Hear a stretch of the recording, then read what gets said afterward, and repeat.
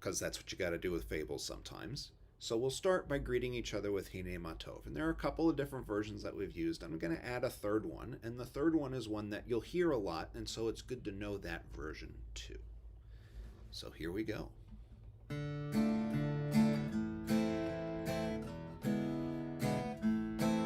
Hine Matov Manayim Shevet Amim Gam Yachad. Hine Matov Manayim Shevet Amim Gam Yachad. Hine Matov Manayim Yalala Yalala Lalala. Hine Matov Manayim Yalala Yalala Lalala. Hine Matov Manayim Shevet Amim Gam Yachad. Hine Matov Manayim Shevet Amim Gam Yachad. Hine Matov Manayim Yalala Yalala Lalala. Hine Matov Manayim Yalala Yalala Lalala. Hine Matov Manayim Shevet Amim Gam Yachad. Hine Matov Manayim Shevet Amim Gam Yachad. So we've welcomed one another, and that one of those words in Hebrew, Shevet Amim Gam Yachad, as peoples sit or dwell together, has been really important for Mahar over the last few years. We have largely not agreed at Mahar with the way the government's current immigration policy has gone. And so we're a little bit more pro-immigrant than a lot of people might be, and we're definitely more pro-immigrant than where the government is right now. And so one of the songs we'll do today, it's all in English, so it's easier to learn, is a song that's really about welcoming immigrants to our country and living with immigrants and living with refugees in particular. And it's called Where You Go. It's in English, so not too hard to read. And it's based on the book of Ruth, which is itself a story about people joining the Jewish people. So it's kind of about immigration and refugees too.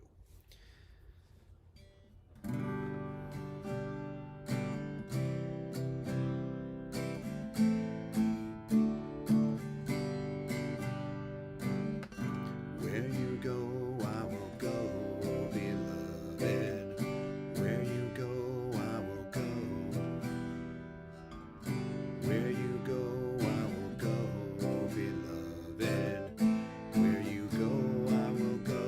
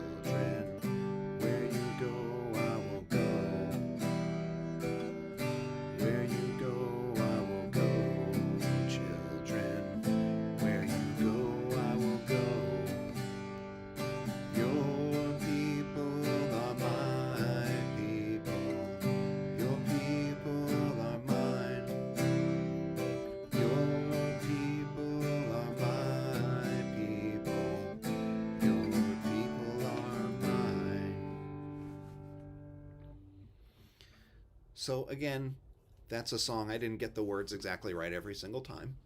It's live TV, that happens. Um, but that's a song that's really kind of about welcoming refugees and identifying with them. So, kind of an important song. So, the story today, it's the second to last story from this book that we've been reading, Legends of the Talmud. And this story is titled It Is Not in Heaven. So, we're going to learn a little bit about some of the rabbi's weird thinking about how the natural world works. And we'll talk about what all of this stuff means as we go through it. But it's a really important story because it's also about being accepting and open and being pluralistic about how we do Jewish stuff. That there's really a very important piece of how Judaism works, which is that we make Judaism. And the rabbis sort of understood that too. So we'll tell this story. It is not in heaven. The great sages of Yavne. Yavne is where the rabbis sort of really started up around 70 CE. The great sages of Yavne were having an argument over whether an Achnai oven has the ability to become impure. We don't know what an Achnai oven is. Achnai seems to mean coils, so some kind of oven. We know it's an oven. The sages of Yavne were having an argument over whether or not an Achnai oven has the ability to become impure. Of course, an Achnai oven is not capable of becoming impure, Rabbi Eliezer said. The other rabbis disagreed. Rabbi Eliezer recited argument after argument to prove his point, but the other sages refused to agree with him. Yes, an Achnai oven is capable of becoming impure, they ruled. And here they are having their argument, and Rabbi Eliezer says, of course it can become impure. We'll worry about what impure means in a little bit. Think about it as kosher. But Rabbi Eliezer did not give up. If the law is as I say it is, he said, let this carob tree prove it. And suddenly the carob tree outside the study hall was ripped from the earth, flew 100 cubits across a field like a giant's arrow whistling through the air. And the other rabbis only scoffed. A flying carob tree does not count as proof. Rabbi Eliezer said, well, if the law is as I say, let this stream of water prove it. And suddenly the water running beside the study hall began to flow uphill. Water usually only flows downhill, so that's a pretty big deal. And the other rabbis only scoffed. A stream of water does not count as proof. Rabbi Eliezer said, rather peeved now. Well, if the law is as I say it is, let the walls of our study hall prove it. And suddenly the walls around them began to bend in, falling over their heads, and in a moment they would all be buried. And here you can see the walls starting to fall down. And Rabbi Joshua the sage called out, walls! We are scholars and you are walls. You have no right to interfere with our argument. And the walls froze. They could not fall and disrespect the command of Rabbi Joshua, but they couldn't go back to standing tall and disrespect the command of Rabbi Eliezer, and so the walls remain half fallen, half bent, until this very day. In desperation, Rabbi Eliezer called out, if I am right about this law, let heaven prove it. And suddenly a voice called out from heaven, in all matters the law is as Rabbi Eliezer says. Now you would think, if you heard a voice come out of the sky that said, he's right, you would think, you might go, maybe he's right. With that, Rabbi Yehoshua, Rabbi Joshua, rose from his bench. Lo bashamayim he bellowed, which in Hebrew means, it is not in heaven. The law was given to the people. We make the decisions by majority, not by miracles. And so the rabbis, led by their leader, Rabban Gamliel, decided to excommunicate Rabbi Eliezer. The fight had been so bad that they decided that Rabbi Eliezer couldn't be a rabbi anymore. The people burned everything that Rabbi Eliezer had said was kosher, and they no longer trusted him. and when he heard the news, he tore his clothing, took off his shoes, and sat on the ground, tears streaming from his face. On that day, the olives on the trees and the wheat and the barley in the fields withered and died. Every woman baking bread found that the dough had gone sour in her hands. Rabban Gamliel, the prince who led all of them, was traveling on a ship, and suddenly a wave rose to drown him, and he thought, "This must be because I excommunicated Rabbi Eliezer." And he stood up and he said, "You know the decision to excommunicate Rabbi Eliezer was not made to protect my honor, but to protect the Torah's honor. And so arguments should not split the people apart." Now Rabbi Eliezer had a wife named Ima Shalom. Ima Shalom in Hebrew means mother of peace. And she was also Rabban Gamliel's sister. Ima Shalom was afraid that if Rabbi Eliezer said a particular thing, that Rabban Gamliel would be punished for the hurt he had caused Rabbi Eliezer. And Ima Shalom's grandfather taught her that hurt feelings are the most powerful thing. So every morning, Ima Shalom warned her husband, "Don't say that." And every morning, Rabbi Eliezer listened to her. And so Ima Shalom long protected her brother, Rabbi Gamliel, from harm.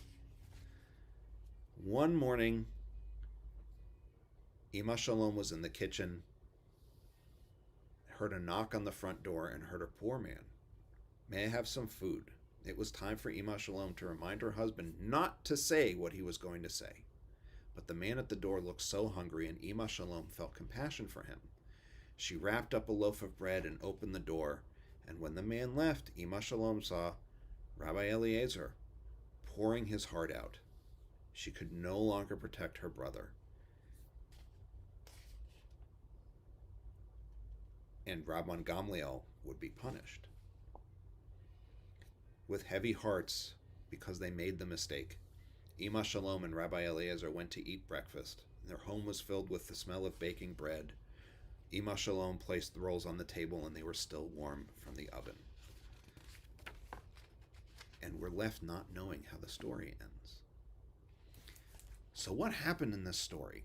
We should talk about this, because this is kind of weird. Okay, first of all, do you really think that rabbis having an argument and a tree gets up and flies across a field, or a river runs backwards, or the walls of a building start to fall in, but then somebody says, "Don't fall," and they stop falling?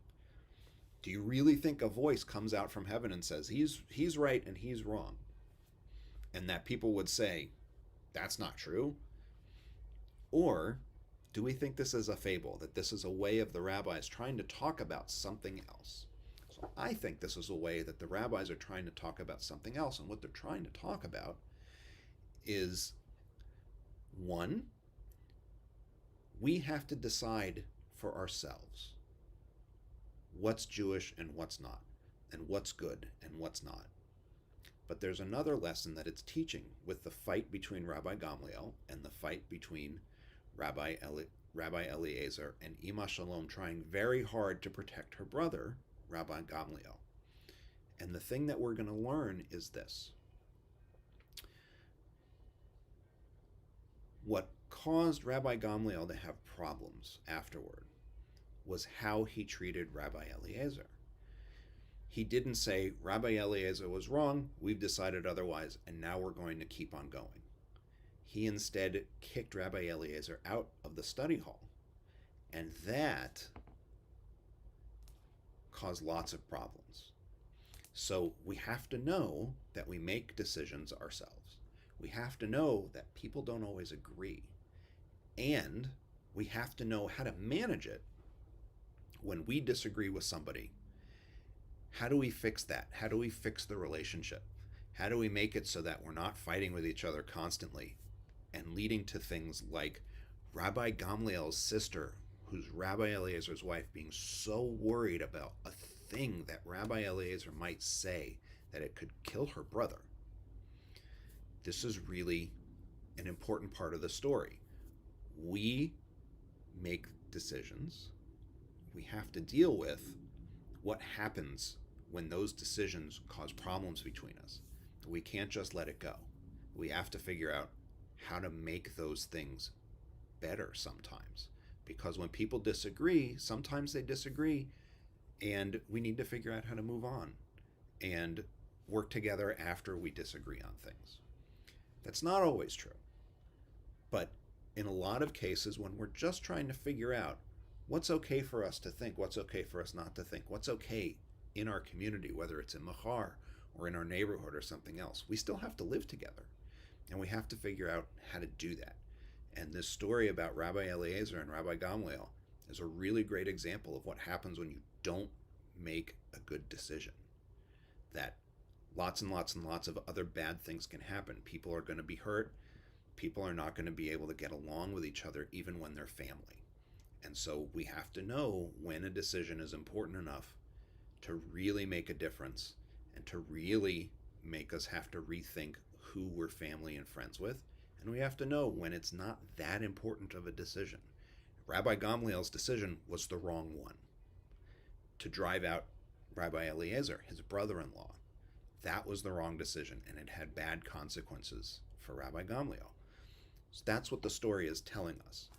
All of the other miracles and all of the things that are in the story, I don't think those things happen, but that's how the rabbis talked about things. So we have to know how to deal with these stories that are sometimes really weird, because this is a really weird story. The idea that Rabbi Eliezer could say something and Rabbi Gamliel would just die, which is what was in the story, that's not a real thing, but the rabbis were teaching something else. So we have to know how to deal with Jewish fables, because there are a lot of them. We also need to know that there are some lessons that we can pull from these stories. And so that was the story of Rabbi Eliezer and the oven. It's called the oven of Achnai. We don't really know what the oven of Achnai was. It's the only time it shows up in the Talmud is the story. So we're stuck trying to figure that part out. But we know what the story is about. The story is about we make decisions and we have to deal with the consequences for other people in the right way. So that was our story. Kind of a weird and complicated one, but it's important. And lots and lots of Jewish communities still talk about that story as explaining how we have to work together. So it's good to know. It's a good story to know. So we're almost out of time. We've got room for maybe another song or two. If you came to Machar's Rosh Hashanah and Yom Kippur services, you heard us sing, actually you heard me sing, a song called Ani Ve'ata. So Ani Ve'ata is an Israeli song, and it's about Ani Ve'ata Nishaneh et ha'olam, you and I will change the world. And everybody else will follow along with us. So we'll sing this song. I'll sing it. Maybe you'll learn it, maybe you won't, but it's a nice song. It's an Israeli song. It's a nice song to know. And we use it every year at both our high holiday services for families and kids and for our big high holiday services. So it's a good song to know.